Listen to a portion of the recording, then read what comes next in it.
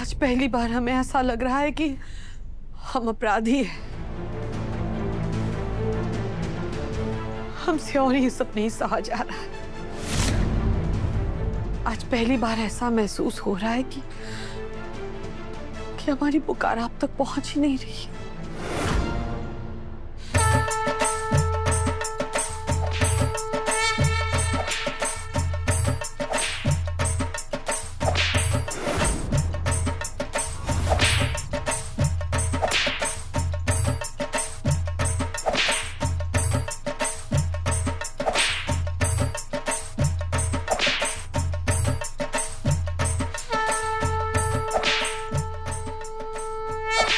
सुनिए, ये क्या कर रहे हैं? अपने आप को कोड़े क्यों मार रहे हैं? अपनी अपनी आस्था है। ये ना मेरा बेटा से इसने ऐसा लगे है कि इसकी बात भगवान तक ना पहुंच पा रही है, इसलिए इसने ये रास्ता अपनाया है। भगवान अपने भक्तों ने दर्द में ना देख सकते, इसलिए इसने लागे है कि इसने ऐसा तड़पता देख भगवान इसकी पुकार सुन लेवेंगे और जाने अनजाने कोई पाप हुआ हो तो उसका प्रायश्चित भी हो जाएगा।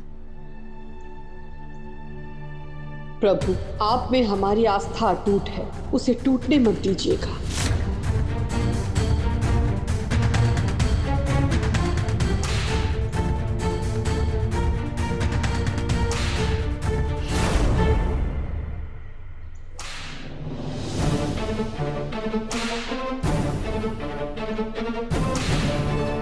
जिस दिन आपके परिवार ने वसुधा को दिल से अपना लिया, उस दिन वसुधा के ससुर जी यानी कि प्रभात जी का अंत निश्चित है।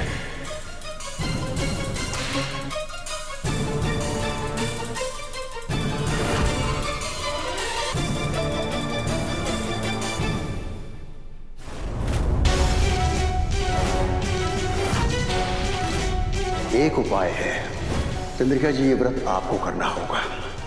3 दिन और 3 रात तक आपको पानी में खड़े रहकर भगवान का जाप करना होगा। परिवार में किसी का भी व्रत नहीं टूटना चाहिए। सारिका ने व्रत तोड़ दिया। भाभी साहब, हमारे से गलती हो गई, भूख बर्दाश्त नहीं हुई हमारे से।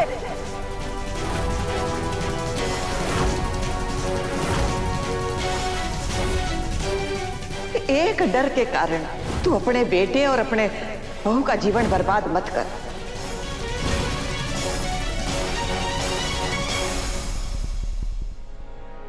क्या हो गया आपको? बताइए माँ जी साहब, क्या है आपकी तीसरी शर्त? मसूड़ी ने अपनी बहू स्वीकार कर ली। आप जानती है ऐसा नहीं हो सकता है, ऐसा हम कभी नहीं कर सकते। मासा, आइए ना।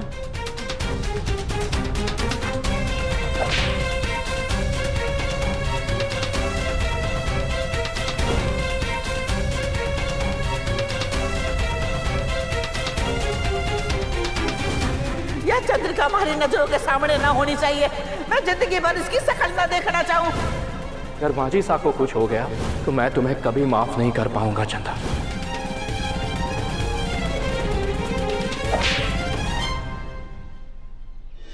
असू, क्या हुआ? तो इतना घबराई हुई क्यों है? बाबू साहब, सवेरे से देवी हुकुम कहीं नजर ना आ रही हैं। मैंने पूरे घर में देख लिया, उनका फोन यहीं पड़ा है, लेकिन वो पता नहीं कहाँ है। कल रात देवी हुकुम और दादी साहब के बीच में जो बहस हुई है, उसके बाद मेरा जी बहुत घबरा रहा है। पता ना कहाँ होंगी देवी हुकुम। हुकुम तो गाड़ी लेकर भी ना गई हैं। काका, आपने देवी हुकुम ने कहीं देखा क्या? हाँ बसु, हुकुम सुबह सुबह पैदल ही कहीं निकली। हाँ वो सब। सारिका मैडम, आपने देवी हुकुम के बारे में कुछ पता है क्या? हमारे को तो बस इतना पता है कि जब भाभी सा इस घर में ना रहेगी तो इस घर की मालकिन बन जाऊंगी मैं। बस कीजिए सारिका मैडम, एक तो देवी हुकुम कहीं चली गई है, उनका कुछ पता ना लग रहा, पता नहीं कहाँ होंगे, किस हाल में होंगे, और आप ऐसी बातें कर रही हैं। तो तू क्यों इतना तड़प रही है? थारे को तो खुश होना चाहिए। भाभी सा ने थारे को इस घर की बहू अभी तक ना माना है, तो फिर क्यों हर वक्त बस उनके नाम का भाड़ा पड़ती रहे है? और तूने तो अपनी छोरी को नौकरानी के सारे काम सिखा दिए, थोड़ी शर्म भी सिखा देता।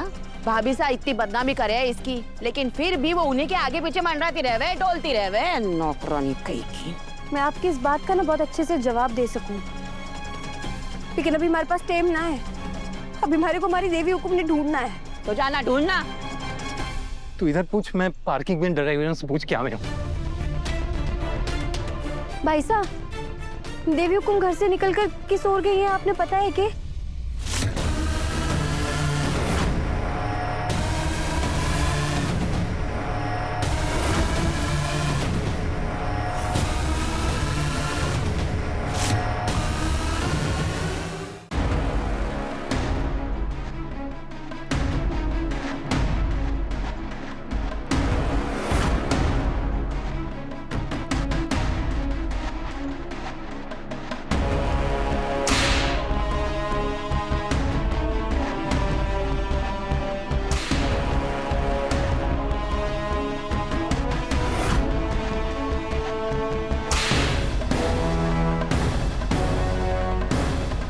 चंद्रिका जी, ये क्या कर रही हैं आप? चंद्रिका जी, रुक जाइए। हमने वसुधा के साथ अन्याय किया है। हम माजी शाह और शाह की बातों को अनसुना कर रहे हैं। हम सजा के हकदार हैं, इसलिए अब हम तब तक खुद को ये सजा देते रहेंगे प्रभु, जब तक हमारी पुकार आप तक नहीं पहुंचती, जब तक आप कोई रास्ता नहीं दिखाते।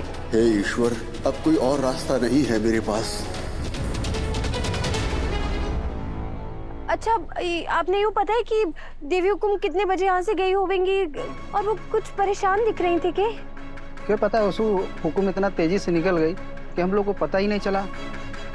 हे माता भाई, हमारी देवी हुकुम कहाँ चली गई?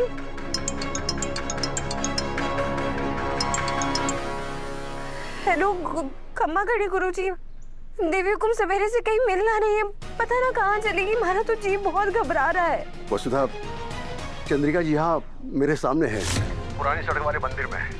तुम जहाँ भी हो, जो भी कर रही हो, फौरन यहाँ चली जाओ। चंद्रिका जी को तुम्हारी बहुत आवश्यकता है। मैं अभी आ रही हूँ गुरुजी।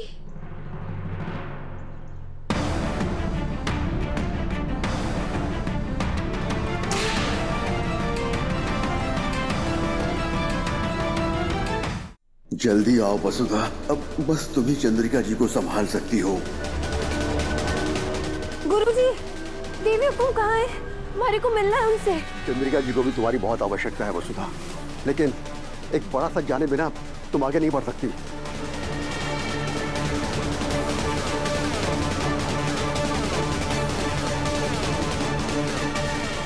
सच? कौन सा सच? वो सच जो चंद्रिका जी के लिए जहर बन गया, पर तुम्हारे लिए सबर बनेगा और चंद्रिका जी की जान बचाएगा। हमारे को जानना है वो सच।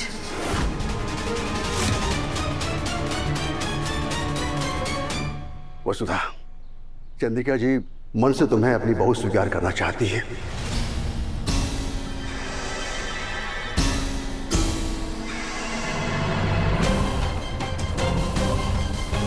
बहुत प्यार करती है वो तुमसे,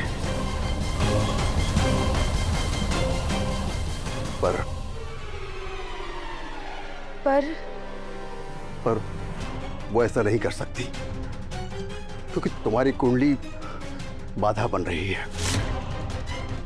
मैंने ही पढ़ी थी वो कुंडली, और चंद्रिका जी को मैंने ही वो सच बताया था।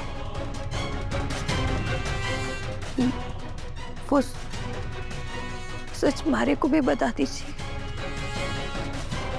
वसुधा, जिस दिन चंद्रिका जी ने तुम्हें अपनी बहू के रूप में स्वीकार किया, उस दिन वो अपने सुहाग को खो बैठेंगी।